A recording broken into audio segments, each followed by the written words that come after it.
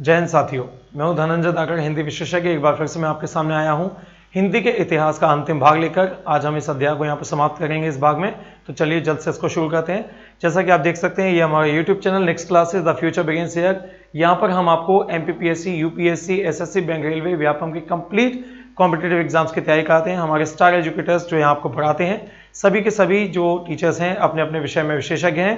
और आप सभी बच्चे जल्द से जल्द हमारे नेक्स्ट क्लासेस यूट्यूब चैनल को ज्वाइन कीजिए और सब्सक्राइब करना ना भूलिएगा। साथ ही साथ सारे वीडियोस को वॉच कीजिए, उन्हें लाइक कीजिए, शेयर करना ना भूलें और कमेंट करना बिल्कुल ना भूलें। साथ ही साथ बेल आइकन जरूर दबाइएगा, क्योंकि उससे आपको पता चलेगा कि अगला वीडियो कब आने वाला है। चलिए शुरू करते हैं। अब जैसा कि आप देख सकते हैं, यहाँ पे हमारा लिखा हुआ है नेक्स्ट क्लासेस यूट्यूब चैनल। ये जो हमारा चैनल है, यहाँ पे आपको जाके इसको ज्वाइन करना है, यानी कि आपको यहाँ पे जो है पढ़ने के लिए पूरी चीजें, एक एक चीज जो है आपके स्टडी मटेरियल की आपको यहीं मिलेगी। इसके बाद जो भी चीजें हम यहाँ इस्तेमाल करते हैं यूट्यूब चैनल पे हमारे वीडियोस में, ये आपको कहाँ से प्राप्त होंगी? ये आपको मिलेंगे नेक्स्ट क्लासेस हमारे टेलीग्राम चैनल से। आप हमें फॉलो भी कर सकते हैं फेसबुक और इंस्टाग्राम के माध्यम से। चलिए तो वीडियो को शुरू करते हैं। अब जैसा कि आप सभी जानते हैं, हम इस चैप्टर के अंतिम भाग में, इस अध्याय में, तो हम जल्द से आते हैं हमारे पॉइंट्स पे। जैसा कि आप जानते हैं, कल हमने जो है लास्ट पॉइंट इसमें जो पढ़ा हुआ था वो है आपका यहां से सन 1947 में। उसके बाद हमने यहां से हमें पढ़ना था इस पॉइंट से, तो इसको हम शुरू करते हैं। जैसा कि आप देख सकते हैं, लिखा हुआ है कि अपभ्रंश को पुरानी हिंदी, अपभ्रंश भाषा को पुरानी हिंदी किसके द्वारा कहा गया है? चंद्रधर शर्मा गुलेरी जी। ये इनका पूरा नाम है, चंद्रधर शर्मा गुलेरी जी। अपभ्रंश जो भाषा है उसको पुरानी हिंदी किसके द्वारा कहा गया है? चंद्रधर शर्मा गुलेरी जी के द्वारा। क्योंकि आप सभी जानते हैं कि हिंदी का जन्म किससे हुआ है? अपभ्रंश भाषा से हुआ है। तो ये इसका उत्तर है, आपको याद रखना है, काफी इंपॉर्टेंट क्वेश्चन है ये। अब अगला पॉइंट आपका लिखा हुआ है, शब्द के ऊपर लगाई जाने वाली रेखा को सिरोरेखा कहा जाता है। कहने का तात्पर्य यह है कि हिंदी भाषा को जब भी आप लिखेंगे तो आपने ध्यान दिया होगा, शब्द के ऊपर इस तरीके से लाइन खींची जाती है, इस लाइन को हम क्या कहते हैं? सिरोरेखा कहते हैं। अगला पॉइंट आता है, प्राचीन भारत के मूल लोग, यानी कि ऐसे लोग जो हिंदुस्तान में पहले से ही निवास करते थे, उन्हें क्या कहा जाता है? उन्हें हम द्रविड़ कहते हैं। और इन लोगों की जो भाषा थी, मूल भाषा यानी कि भारत की कौन सी थी? तमिल। यानी कि ऐसी भाषा जो पहले से ही हिंदुस्तान में मौजूद थी। तो मौजूद लोग थे, उनका नाम था द्रविड़, और जो मौजूद भाषा थी वो थी आपकी तमिल। यानी कि दक्षिण भारत के लोग जो थे उन्हें द्रविड़ कहा जाता है, और उनकी जो भाषा थी वो थी आपकी तमिल। चलिए बढ़ते हैं आगे। अगला पॉइंट है यहाँ पे, हिंदी का पाणिनि किसे कहा जाता है? आप सभी जानते हैं कि पाणिनि एक विद्वान का नाम है। ये आप लोगों को मैं 2-3 बार पहले भी बता चुका हूं, एक बार फिर से बताता हूं। पाणिनि जी जो हैं आपके, ये ऐसे विद्वान हैं जिन्होंने विश्व का सबसे पहला व्याकरण ग्रंथ लिखा था, जिसका नाम है अष्टाध्यायी। ये ग्रंथ है जिसे लौकिक संस्कृत भाषा में लिखा गया था। तो किशोरीदास वाजपेयी जी की तुलना किससे की गई? पाणिनि जी से की गई, यानी कि इनसे। क्योंकि किशोरीदास वाजपेयी जी ने हिंदी में व्याकरण ग्रंथ लिखा, वो भी सुव्यवस्थित तरीके से। इसलिए हिंदी का पाणिनि किसे कहा जाता है? किशोरीदास वाजपेयी जी को कहा जाता है। इन्होंने एक ग्रंथ लिखा था जिसका नाम था हिंदी शब्दानुशासन। ये इनका ग्रंथ था जो कि व्यवस्थित था। व्यवस्थित ग्रंथ होने के कारण ही इनको क्या कहा जाता है? हिंदी का पाणिनि कहा जाता है। यानी कि पाणिनि जी ने संस्कृत का व्याकरण लिखा और इन्होंने हिंदी का व्याकरण लिखा। चूंकि सबसे प्राचीन भाषा भारत की संस्कृत है और हिंदी भाषा की आदि जननी यानी कि पहली माता भी संस्कृत है, यानी कि हिंदी का जन्म संस्कृत भाषा से हुआ है। उसके बाद में जो है संस्कृत से पाली, प्राकृत, अपभ्रंश, अवट, हिंदी, इस तरीके से आपकी भाषाएं थी, है ना। तो जैसा कि आप देख पा रहे होंगे, जैसा कि आप समझ सकते हैं कि हिंदी का पाणिनि किसे कहा जाता है? किशोरीदास वाजपेयी जी को कहा जा सकता है। अब एक चीज मैं आपको यहां पे ये बताना चाहूंगा कि आपके जो हिंदी भाषा में व्याकरण लिखने वाले जो पहले विद्वान थे, उनका नाम था पंडित दामोदर दास।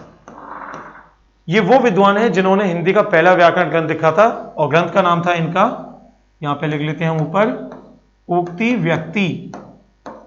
लेकिन ये व्यवस्थित ग्रंथ नहीं था। लेकिन ये क्या था? व्यवस्थित ग्रंथ नहीं था, और इसी कारणवश इन्हें हिंदी के पाणिनि की उपाधि नहीं प्राप्त हुई।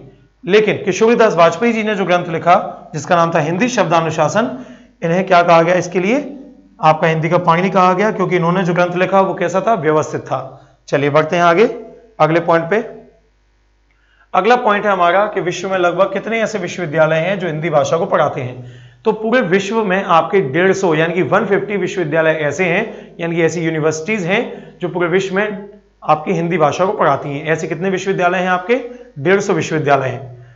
तो ये आपकी एक तरीके से देखा जाए तो जनरल नॉलेज के लिए था ये। अगला पॉइंट आता है आपका कि भारत में हिंदी कितने लोग बोलते हैं। यदि हम बात करें 125 करोड़ आबादी की, तो उसमें से 52 करोड़ 83,47,193 लोग, यानी कि ये इतने लोग ऐसे हैं जो हिंदी भाषा को बोलते हैं। यदि हम प्रतिशत में बात करें तो भारत की 100% आबादी में से 43.63% लोग ऐसे हैं जो हिंदी बोलते हैं, यानी कि 43.63% लोग ऐसे हैं जो 100% में से हिंदी बोलते हैं। चलिए बढ़ते हैं आगे। अब यदि हम बात करें कि भारत में कितनी भाषाएं बोली जाती हैं, तो भारत में लगभग आपकी 780 भाषाएं वर्तमान समय में बोली जाती हैं। चलिए बढ़ते हैं अगले पॉइंट पे। यहां पे मैं आपको यह बताना चाहूंगा कि ये जो आपका लिखा हुआ है इतिहास क्या होता है। जैसा कि आप जानते हैं कि हिंदी का इतिहास हमारा अध्याय था, तो इसमें इतिहास क्या है? भूतकाल की घटित घटनाओं से अपने वर्तमान और भविष्य को सुधारना ही क्या कहलाता है? इतिहास कहलाता है। तो यही पॉइंट आपका यहां था कि भूतकाल में घटित घटनाओं से अपने वर्तमान और अपने भविष्य को सुधारना ही क्या कहलाता है? इतिहास कहलाता है। अब यदि हम बात करें कि उत्तर भारत, जहां पे हम लोग निवास करते हैं, मध्य प्रदेश, छत्तीसगढ़, उत्तर प्रदेश, बिहार, राजस्थान, हरियाणा, झारखंड, ये जो पूरे आपके स्टेट्स हैं, तो ये आपके सभी स्टेट्स किस में आते हैं? उत्तर भारत में आते हैं। तो यहाँ जितनी भी भाषाएं बोली जाती हैं, इन भाषाओं के समूह को कहा जाता है आर्य भाषा, यानी कि ये। और ऐसी भाषाएं जो दक्षिण भारत में बोली जाती हैं, उन्हें कहा जाता है द्रविड़ भाषा। जैसा कि आप देख सकते हैं लिखा हुआ है, उत्तर भारत में बोली जाने वाली भाषा को हम क्या कहते हैं? आर्य भाषा। और दक्षिण भारत में बोली जाने वाली भाषा को हम क्या कहते हैं? द्रविड़ भाषा। चलिए बढ़ते हैं आगे। अगला पॉइंट है हिंदी प्रचारिणी सभा। मॉरिशस एक कंट्री है, यानी कि एक देश है, तो वहां पे भी हिंदी के प्रचार और प्रसार के लिए एक सभा स्थापित की गई, जिसे नाम दिया गया हिंदी प्रचारिणी सभा, जिसकी स्थापना की गई थी 12 जून 1926 को 2 व्यक्तियों के द्वारा। दोनों व्यक्तियों का नाम क्या था? पहले व्यक्ति थे आपके मुक्ताराम बोलराम चटर्जी, जैसा कि आप देख सकते हैं यहां लिखा होगा, ये जो है मुक्ताराम बोलराम चटर्जी। और दूसरे थे आपके मुंगुर बंधु। मुंगुर बंधु और मुक्ताराम बोलराम चटर्जी, ये आपके 2 जो लोग थे, यानी कि मुंगुर बंधुओं में आपके जो है, बंधु का मतलब आप समझ सकते हैं एक से अधिक लोग थे, और ये जो है आपके मुक्ताराम बोलराम चटर्जी, तो इन लोगों के द्वारा जो है इस जो है सभा का स्थापना की गई। अब यदि हम बात करें कि इस सभा के पहले अध्यक्ष कौन थे, तो वो थे आपके ये जो आपकी सभा थी, जो कि हिंदी के प्रचार और प्रसार के लिए मॉरिशस में बनाई गई थी। ये कब बनाई गई? 12 जून 1926 को बनाई गई। कहां पे बनाई गई? मॉरिशस में बनाई गई। इसकी स्थापना किन लोगों के द्वारा की गई? मुक्ताराम बोलराम चटर्जी और मुंगुर बंधुओं के द्वारा की गई। और इस सभा का पहला अध्यक्ष किसे बनाया गया? मुक्ताराम बोलराम चटर्जी को बनाया गया। यदि अब हम बात करें इन दोनों की, यानी कि मुंगुर बंधु और बोलराम चटर्जी को भी, इनके समूह को जाना जाता है भगत के नाम से। यानी कि यदि आपसे पूछा जाता है कि भगत किसे कहा जाता है, तो भगत का मतलब क्या है? मुक्ताराम बोलराम चटर्जी और आपके मुंगुर बंधु, इन दोनों को मिलाकर भगत की उपाधि इनको दी गई है। चलिए बढ़ते हैं आगे। अगला आपका क्वेश्चन है कि भारत में, अगला पॉइंट है आपका कि भारत में लगभग कितनी भाषाओं में विद्यालयों में शिक्षा दी जाती है? तो 58 यानी कि 58 भाषाएं ऐसी हैं जिनमें भारत में स्कूलों में यानी कि विद्यालयों में शिक्षा दी जाती है। भारत की 780 भाषाओं में से 58 ऐसी भाषाएं हैं जिनमें आपके विद्यालयों में शिक्षा दी जाती है, पूरे कंप्लीट भारत में, यानी कि उत्तर भारत हो चाहे दक्षिण भारत हो। बढ़ते हैं आगे। अब हम यहां पे बात करेंगे भारत की 100% जनसंख्या की, कि कितनी प्रतिशत जनसंख्या कौन सी भाषा को बोलती है। तो भारत की 90% जनसंख्या 100% में से ऐसी है जो अनुसूची 8 की 22 भाषाओं को बोलती है। बाकी अतिरिक्त आपकी 10% जनसंख्या अंग्रेजी भाषा को बोलती है। यही हमारा अगला पॉइंट है कि भारत की 90% जनसंख्या अनुसूची 8 में सम्मिलित 22 भाषाओं को बोलती है। ठीक, इसके अलावा जो बची हुई आपकी 10% जनसंख्या है, ये किस भाषा को बोलती है? अंग्रेजी यानी कि इंग्लिश भाषा को बोलती है। अब यदि हम बात करें कि हमारे भारत देश को इंडिया नाम किसके द्वारा दिया गया, तो ये यूनानी लोग थे। यूनानी यानी कि यूरोपियन कंट्री से जो लोग आए थे, उनके द्वारा हमारे भारत देश को क्या नाम दिया गया? इंडिया नाम दिया गया। चलिए बढ़ते हैं आगे। अब यहां पे आप देख सकते हैं अगला पॉइंट है हमारा पंडित भोलाराम तिवारी। सबसे पहली बात तो इनको भोलानाथ भी कहते हैं, काफी पुस्तकों में इनका नाम भोलानाथ मिलता है और कुछ में इनका नाम मिलता है भोलाराम।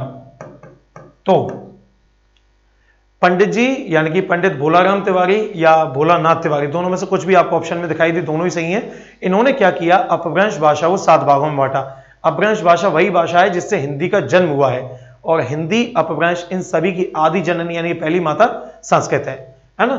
तो इन्होंने क्या किया कि अपभ्रंश भाषा को कितने भागों में बांट दिया? 7 भागों में बांट दिया, जिससे भारत की बाकी की भाषाओं का विकास हुआ है। ठीक, जैसा कि आप देख सकते हैं, जिनसे भारत की भाषाओं का जन्म हुआ है। तो अब ये टेबल आपके सामने यहाँ पे है, आप देख सकते हैं, ये आपके अपभ्रंश के भाग हैं और ये उनसे जन्म लेने वाली भाषाएं हैं। जैसा कि आप देख सकते हैं, शौरसेनी अपभ्रंश जो है, इसमें आपकी पश्चिमी हिंदी आ जाती है, राजस्थानी आ जाती है और गुजराती आ जाती है। राजस्थानी हिंदी, गुजराती भाषा और आपकी पश्चिमी हिंदी। पश्चिमी हिंदी में आपकी 5 बोलियां आ जाती हैं, ब्रज, कन्नौजी, बुंदेली, हरियाणवी और खड़ी बोली। फिर से बोलेंगे, ब्रज, कन्नौजी, बुंदेली, हरियाणवी और खड़ी बोली। तो ये आ जाती हैं आपकी पश्चिमी हिंदी में, राजस्थानी और गुजराती। इतनी भाषाओं का जन्म किससे हुआ है? आपका शौरसेनी अपभ्रंश से हुआ है। अब बात करते हैं हम पैशाची की। पैशाची में आती हैं आपकी लहंदा, जिसे लहंतू या कश्मीरी भी कहा जाता है, और पंजाबी। तो इन दो भाषाओं का जन्म किससे माना जाता है? आपका पैशाची से माना जाता है। अगला है आपका ब्राचड। ब्राचड से आपकी सिंधी जो भाषा है उसका जन्म माना जाता है। ये आपके यहाँ पे 3 अपभ्रंश के भाग हो चुके हैं, बाकी अभी हम यहाँ पढ़ेंगे।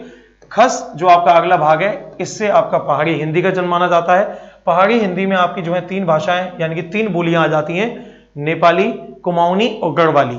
ठीक। अब अर्धमागधी की हम बात करते हैं, तो अर्धमागधी जो है आपका, यह अपभ्रंश का आपका अगला यानी कि 5वां भाग है और इससे जन्म हुआ है पूर्वी हिंदी का। पूर्वी हिंदी के अंतर्गत आ जाती हैं आपकी अवधी, बघेली और छत्तीसगढ़ी, जो मुख्यतः मध्य प्रदेश और छत्तीसगढ़ में बोली जाती हैं। अब आते हैं मागधी पर। मागधी जो आपका अगला भाग है यानी कि 6वां भाग है, इससे आपकी बिहारी हिंदी। बिहारी हिंदी में आपकी 3 बोलियां आ जाती हैं, भोजपुरी, मगही और मैथिली, जो मुख्यतः यूपी और बिहार में बोली जाती हैं। असमिया, ओडिया और बंगला, ये सभी भाषाओं का जन्म किससे हुआ है? आपका मागधी से हुआ है। इसके बाद आते हैं हम अंतिम भाग पे, जिसका नाम है ये महाराष्ट्री यानी कि मराठी। ठीक। तो ये जो है आपका अंतिम भाग था अपभ्रंश का और इससे जन्म हुआ है आपकी मराठी भाषा का। तो इस तरीके से आपके अपभ्रंश के 7 भाग यहाँ पे समाप्त होते हैं। ये कई बार पेपर में पूछे जाते हैं कि अपभ्रंश, जैसे कि आपसे कहा गया कि शौरसेनी हिंदी से, शौरसेनी अपभ्रंश से किस किस भाषा का जन्म हुआ है। जैसे कि यहाँ पे देख सकते हैं आपसे पूछा गया कि शौरसेनी अपभ्रंश से किस किस भाषा का जन्म हुआ है, तो आपको यहाँ पे ये याद रखना होगा। या आपसे पूछा जाए कि शौरसेनी अपभ्रंश के अंतर्गत किन किन भाषाओं को रखा गया है या कौन कौन सी भाषाएं आती हैं, तो इस तरीके से इन 7 भागों से आपसे प्रश्न पूछे जा सकते हैं। चलिए बढ़ते हैं आगे। अब जैसा कि आप यहां देख सकते हैं, लिखा हुआ है जॉर्ज ग्रियर्सन के अनुसार 179 भाषाएं और 544 बोलियां हैं। सबसे पहले तो मैं बताना चाहूंगा ये विद्वान है कौन। ये विद्वान जो है फ्रांस के थे, यानी कि फ्रेंच भाषा के साहित्यकार थे। सन 1600 ईसा में ईस्ट इंडिया कंपनी का भारत में आगमन हुआ और उसी दौरान इनका भी जो है फ्रांस से आगमन हुआ हिंदुस्तान में, और यहां आकर इन्होंने क्या किया, हिंदुस्तान की भाषाओं पर सर्वे किया और उस सर्वे में इन्होंने पाया कि उस समय हिंदुस्तान में कितनी भाषाएं बोली जाती थी, 179 यानी कि 179, और बोलियां कितनी बोली जाती थी, 544 यानी कि 544। चलिए अब बढ़ते हैं हम अगले हमारे पॉइंट पे, जिसका नाम है विश्व हिंदी सम्मेलन। विश्व हिंदी सम्मेलन अभी तक आपके 11 हो चुके हैं, अब होगा आपका 12वां विश्व हिंदी सम्मेलन, ये आपका होगा देवास में। तो इसकी पूरी टेबल मैंने यहाँ पे आप लोगों के लिए बनाई हुई है, देखते हैं। पहला जो विश्व हिंदी सम्मेलन है ये कब हुआ था आपका? 10 से 14 जनवरी 1975 को हुआ। कहां पे हुआ? नागपुर, जो कि कहां है?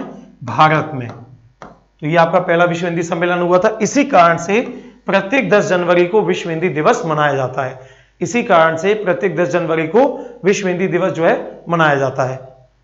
अब आप देख सकते हैं दूसरा विश्व हिंदी सम्मेलन कब हुआ? 28 से 30 अगस्त में हुआ, 1976 में हुआ। कहां पे हुआ? पोर्ट लुई मॉरिशस में हुआ। इसके बाद तीसरा विश्व हिंदी सम्मेलन कब हुआ? 28 से 30 अगस्त 1983 में हुआ। कहां पे हुआ? नई दिल्ली में हुआ। चौथा विश्व हिंदी सम्मेलन 2 से 4 दिसंबर 1993 यानी कि 1993 में हुआ। कहां हुआ? Port Louis Mauritius. Port Louis क्या है? ये मॉरिशस का एक शहर है, साथ ही साथ इसकी राजधानी भी है। इसके अलावा पांचवा जो विश्व हिंदी सम्मेलन है 4 से 8 अप्रैल 1996 में त्रिनिडाद में हुआ, जो कि टोबैगो में है। टोबैगो एक देश है आपका।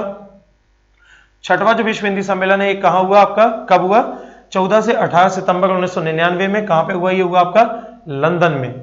इसी तरीके से 7वां विश्व हिंदी सम्मेलन 5 से 9 जून 2003, ये कहां पे हुआ आपका? पारामारिबो में, जो कि कहां है? सूरीनाम, जो कि कंट्री है वहां पर। 8वां विश्व हिंदी सम्मेलन आपका हुआ 13 से 15 जुलाई 2007 में। कहां पे हुआ? न्यूयॉर्क, यानी कि ये। अब आते हैं हम सीधे हमारे 9वें विश्व हिंदी सम्मेलन पे। ये हुआ आपका 22 से 24 सितंबर 2012 में। कहां पे हुआ? ये हुआ जोहान्सबर्ग, जो कि है दक्षिण अफ्रीका में। आते हैं 10वें विश्व हिंदी सम्मेलन पे। ये कब हुआ? 10 से 12 सितंबर 2015 में। कहां हुआ? ये भोपाल में, यानी कि मध्य प्रदेश, भारत में। आते हैं 11वें विश्व हिंदी सम्मेलन पे, जो कि हुआ 18 से 20 अगस्त 2018 को। कहां पे? पोर्ट लुई मॉरिशस में। अब जो आपका होने वाला है वो कहां होगा? देवास, सन 2021 में। कौन सा? 12वां विश्व हिंदी सम्मेलन, यानी कि ये अभी हुआ नहीं है, ये आगे जाके होगा। ये जब भी होगा इसकी तिथि और इसके अध्यक्ष का जो भी मटेरियल होगा इसका वो आपको अपडेट कर दिया जाएगा। तो जैसे कि आप देख सकते हैं 12वां विश्व हिंदी सम्मेलन सन 2021 में देवास में किया जाएगा। दो चीजें इसमें अभी अधूरी हैं, यानी कि इसके जो अध्यक्ष होंगे वो, और अध्यक्ष के अलावा इसका जो है आपका जो इसके जो अध्यक्ष चुने जाएंगे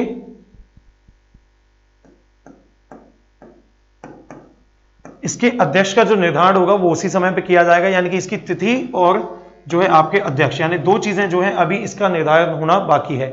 इसकी तिथि का निर्धारण और इसके अध्यक्ष का निर्धारण ये कब होगा आगे चल के, यानी कि कुछ समय बाद वो चीजें आपको यहाँ पे अपडेट कर दी जाएंगी। अब मैं यहाँ पे आपको एक अच्छी चीज बताना चाहूंगा कि विश्व हिंदी सम्मेलन सबसे पहली बात तो हर 3 साल में करवाया जाता है, यानी कि 3 साल में आयोजित होता है, 3 साल का गैप होता है बीच में। दूसरी बात ये कि विश्व हिंदी सम्मेलन की तिथि कौन तय करता है, इसका स्थान कौन तय करता है, इसका अध्यक्ष कौन होगा, ये कौन तय करता है, तो ये काम है सिर्फ और सिर्फ विदेश मंत्रालय का, यानी कि विदेश मंत्रालय के हाथ में ये विश्व हिंदी सम्मेलन का पूरा जो है कामकाज होता है। तो विदेश मंत्रालय जो है आपका वो इस चीज को देखता है। तो जैसे कि आप देख सकते हैं यहाँ पे लिखा भी होगा विश्व हिंदी सम्मेलन की तिथि स्थान विदेश मंत्रालय निर्धारित करता है, साथ ही साथ अध्यक्ष को भी। विदेश मंत्रालय आपका कहां पे है, दिल्ली में स्थित है।